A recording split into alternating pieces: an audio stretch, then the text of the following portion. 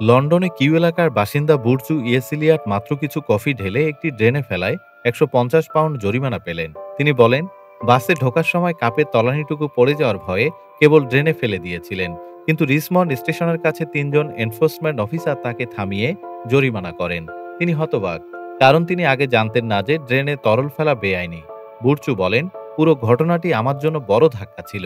Richmond আপন Thames council জানিয়েছে, অফিসাররা পেশাদারিত্বের সঙ্গে কাজ করেছেন এবং জরিমানাটি এনভায়রনমেন্টাল প্রোটেকশন অ্যাক্ট ১৯৯০ এর ৩৩ নম্বর ধারায় বৈধ। এই আইন অনুসারে ড্রেনে তরল ফেলা জমি বা পানিকে দূষিত করতে পারে এবং এটি অপরাধ। বুর্জু অফিসারদের জিজ্ঞাসা করেছিলেন আইন সম্পর্কে কোনো সতর্ককরণ সাইনবোর্ড বা তথ্য আছে কিনা, কিন্তু কোনো সদুত্তর পাননি।